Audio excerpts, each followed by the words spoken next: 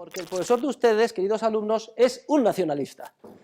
Lo que pasa es que hay dos versiones del nacionalismo, la versión liberal y la versión socialista, y vamos a ver en qué consiste cada una de ellas y cómo todos los efectos negativos que se achacan al nacionalismo en realidad son resultado del nacionalsocialismo, es decir, nacionalismo socialista o intervencionista o proteccionista, y nunca del nacionalismo liberal. Con justeza asociamos el nacionalismo a graves conflictos que todos recordamos, tanto, por ejemplo, en el área de la extinta Yugoslavia, como a lo mejor en Oriente Medio, etc. Pero no es menos cierto que también el nacionalismo ha jugado un papel positivo, por ejemplo, en el desmembramiento de la extinta Unión Soviética, y que ha tenido consecuencias en muchas ocasiones también positivas y favorables para el avance de la civilización. ¿Cómo podemos entender ambos fenómenos aparentemente contradictorios? Mire, la nación ha de entenderse como un subconjunto de la sociedad civil. Y recuerden que entendemos la sociedad como un complejísimo proceso de interacciones humanas impulsado por la fuerza de la función empresarial.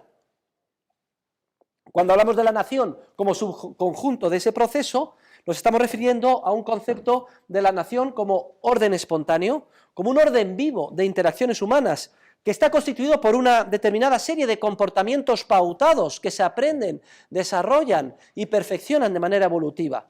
Y esos comportamientos pautados que constituyen los nexos del proceso que hemos llamado nación, del proceso social que hemos llamado nación, básicamente son comportamientos pautados de tipo lingüístico, de tipo cultural o histórico, también de tipo religioso, con mucha menos importancia de tipo racial. La sociedad es un orden espontáneo de tipo institucional, en el que los partícipes en ese proceso aprenden a desarrollar determinados comportamientos pautados de tipo lingüístico, moral, cultural, histórico, religioso, etc.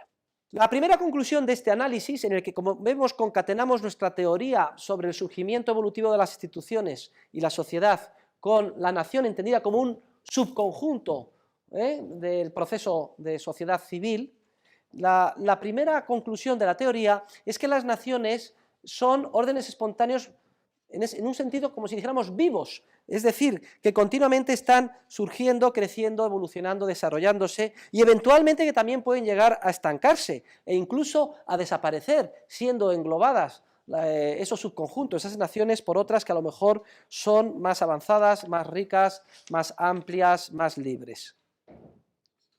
Y si el concepto de nación está continuamente evolucionando, todos entenderemos que es incompatible el principio de fijar una frontera inamovible o fija con una nación, porque la nación continuamente está evolucionando, no tiene unos límites definidos, sino difusos, y hay, como si dijéramos, una competencia continua entre diferentes naciones, unas se engloban, preponderan, otras desaparecen, y no se puede fijar de una manera objetiva una frontera, hasta aquí llega una nación y a partir de aquí está la otra. Esto solo genera conflictos y violencias irresolubles y además va contra la concepción teórica que estamos explicando del orden espontáneo del mercado y de la nación. ¿Qué significa el principio de autodeterminación? Significa que cada grupo nacional ha de tener en todo momento la posibilidad de decidir libremente en qué estado político quiere o no desea o no quiere encuadrarse.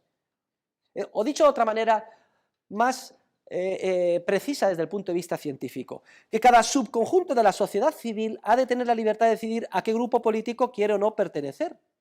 Y aquí caben, desde el punto de vista del concepto de nación, diversas posibilidades. Así, por ejemplo, es posible que una misma nación se encuentre, como consecuencia de la voluntad libremente expresada por sus miembros, como si dijéramos dispersa en diferentes estados políticos. Esto es lo que sucede, por ejemplo, en relación con la nación anglosajona, que quizás sea actualmente la más avanzada, viva, fructífera y dinámica en las coordenadas históricas actuales. También cabe mencionar el caso de la nación alemana. La nación de lengua alemana, son unos 100 millones de habitantes, se encuentra dispersa al menos en 3 estados políticos en Europa. Sería Alemania, sin duda alguna, la República Federal de Alemania, Austria y parte de Suiza.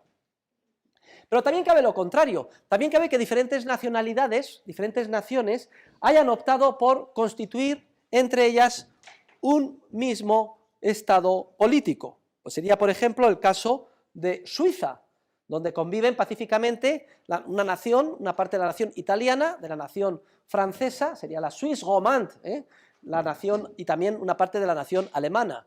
Y de hecho, pues todos los suizos aprenden alemán, italiano y francés con independencia de que pertenezcan a una nación, a la nación francesa, a la nación italiana o a la nación alemana. También se podría decir lo mismo, quizás salvando las distancias, en el caso español, donde dentro del mismo Estado convivirían, por ejemplo, la nación castellano-leonesa, una nación catalana, balear, valenciana y una nación vasca, incluso una cuarta nación, que sería la gallega, o la gallega portuguesa. Es que esta autodeterminación necesariamente no tiene por qué ser resultado de una decisión explícita de tipo político, aunque tampoco se descarta el hecho de que se efectúe un referéndum y se decida, como consecuencia del mismo, bien segregar un antiguo Estado en dos o bien crear uno nuevo. Un ejemplo que me viene a la memoria es la separación pacífica entre noruegos y suecos.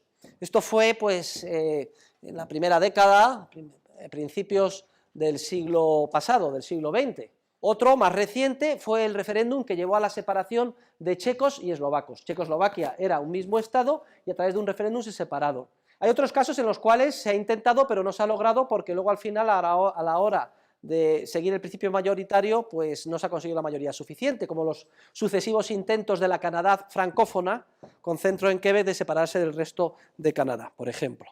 Ahora, también es posible que una nación o conjunto de naciones se autodeterminen respecto a qué Estado o en qué Estado quieren o no quieren estar de una manera consuetudinaria, es decir, sin que sea necesaria una decisión explícita a través de un referéndum, sino simplemente por el continuo devenir de la historia en el que manifiestan su deseo de vivir juntos.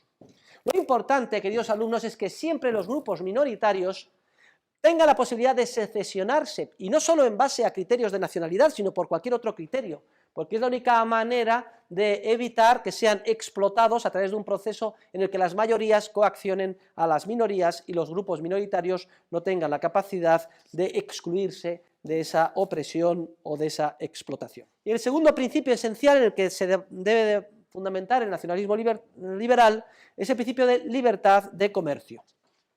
Libertad de comercio significa que deben desaparecer las fronteras, deben desaparecer las medidas restriccionistas al comercio, deben desaparecer los aranceles y los bienes y servicios deben de fluir libremente. Porque si una nación decide no seguir la libertad de comercio y levantar fronteras e impedir la llegada de bienes extranjeros, decide lo que se llama vivir en base a la autarquía. La autarquía económica es que el Estado pretende que toda la economía gire única y exclusivamente en base a los recursos naturales del país dentro de sus fronteras. La autarquía es inviable, sobre todo en las circunstancias actuales. Es inviable siempre desde el punto de vista teórico, pero sobre todo en un mundo globalizado como el actual, porque equivale a reducir a un nivel de subsistencia o de extrema pobreza a los ciudadanos afectados por ella. Una acción proteccionista, por tanto, como tiene que vivir nada más de los recursos de su pequeña área geográfica, se ve extraordinariamente limitada en lo que se refiere a su capacidad de desarrollo. Y además se convierte en un peligro público para el resto de las naciones, porque la tentación a ampliar sus fronteras por vía militar para conseguir más recursos es obvia. Y de hecho, el nacionalismo proteccionista es el que, en última instancia, alentó los gravísimos conflictos bélicos del siglo pasado. La Alemania nazi, por ejemplo, quería extender sus fronteras porque dentro de Alemania no había petróleo, entonces que había que conquistar Rumanía y luego había que ir a Ucrania y luego a Rusia, y así en un proceso que jamás se terminaba. Toda nación proteccionista que no persiga los principios del libre comercio internacional se ve abocada continuamente a forzar la expansión de sus fronteras con la finalidad de ganar más recursos económicos, materiales y humanos. Lo mismo pasó con Japón, que se convirtió en una amenaza tremenda.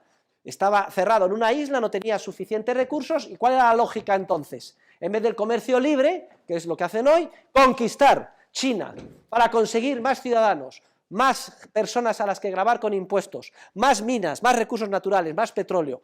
Es la lógica de la violencia, de la guerra, del genocidio, frente a la lógica de la paz, del comercio, en el que las personas salen ganando, en el que no es preciso conquistar nada, porque puedo acceder a cualquier recurso simplemente ofreciendo los míos en un entorno de libertad.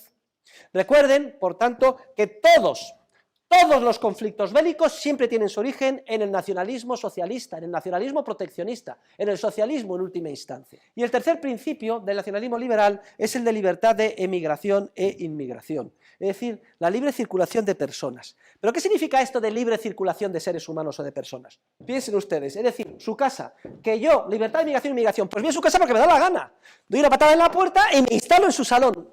¿Se puede hacer eso, sí o no? ¡No! Libertad de inmigración e inmigración, ojo, sometida al derecho, sometida a los principios generales del derecho, lo que significa, por un lado, que el Estado no levante fronteras e impida la llegada de seres humanos de fuera si es que se ha pactado libremente entre los que los reciben y los que llegan de fuera. Pero por otro lado también implica que el Estado no genere un imán artificial, como por ejemplo todo el que llegue inmediatamente tiene cobertura gratis de seguridad social, sanidad y educación. Entonces no nos debe de extrañar que en las pateras vengan las pobres subsaharianas, es decir, negritas embarazadas, preñadas, a punto de dar a luz, vienen precisamente para eso. Por aquí darán a luz con los últimos medios y además gratis. Ni establecer fronteras que impidan el libre acuerdo entre las personas, ni establecer imanes artificiales que generan un crecimiento desbocado de gastos del estado del bienestar que no se puede financiar. Pero por otro lado, si yo soy un empresario y necesito mano de obra y me he puesto de acuerdo con alguien de Hispanoamérica o alguien de África para que venga, tengo que tener, si yo le patrocino su estancia aquí, es decir, le doy trabajo, superviso que viva con un mínimo de dignidad, etcétera, tengo que tener libertad para traerle. Y no tengo que tener ningún impedimento, por ejemplo, de los sindicatos locales que digan que se le está haciendo la competencia desleal, porque esos trabajadores están dispuestos a percibir salarios más bajos. Oiga usted, trabajador privilegiado, es usted un explotador, quiere impedir que aquellos que más lo necesitan puedan venir a trabajar a España. ¿Se dan ustedes cuenta? Pero siempre habiendo un patrocinador local. De manera que si por lo que sea ya no necesito ese trabajador y nadie quiere contratarle y nadie está dispuesto a avalar su estancia en el país, se tendrá que ir del país. Que no venga a Estado y te impida la negociación que quieras de contratar al de fuera, que no atraiga como un imán de manera artificial a través del estado del bienestar y que tampoco se generen, por contra, fenómenos tipo favela, de ocupación, etcétera, de zonas públicas en contra de la voluntad de sus titulares locales. Si esto es así, el nacionalismo se convierte en una poderosísima fuerza que impulsa el desarrollo de la civilización, que aumenta la prosperidad de los pueblos, la riqueza, el desarrollo, la renta per cápita de los ciudadanos. Porque si hay libertad de circulación de bienes, libertad de comercio, autodeterminación, etcétera, y algún Estado de la Unión Europea se vuelve loco y decide multiplicar los impuestos, regular más, hacer más difícil la vida de los empresarios, incrementar los costes, entonces inmediatamente los recursos abandonan ese país y los factores productivos se van a otros países que son más receptivos a la función empresarial, que tienen menos presión fiscal, etcétera. Y lo mismo pasa en relación con España. Si resulta que no existe impuesto de sucesiones en Navarra y tampoco existe impuesto de sucesiones en el País Vasco, y sí que lo hay en el resto de las comunidades autónomas, pues se deslocalizan las inversiones, y como no quieren perder su fuente de riqueza las diferentes comunidades autónomas, una tras otra se ve obligada a eliminar el impuesto de sucesiones. La tan independentista Cataluña, desesperada de que el resto de las comunidades autónomas han eliminado el impuesto de sucesiones y de que los capitalistas y empresarios están invirtiendo fuera de Cataluña, solo se les ocurre, en vez de eliminar el impuesto de sucesiones, presionar en Madrid para que se restablezca el impuesto de sucesiones en toda España, es decir, dar más fuerza al poder centralista de Madrid. Y es que en última instancia, detrás de todas las medidas centralistas se encuentran los nacionalistas proteccionistas. El nacionalista proteccionista siempre, siempre, siempre, invariablemente termina dando más poder al órgano político central, al que tanto dice odiar.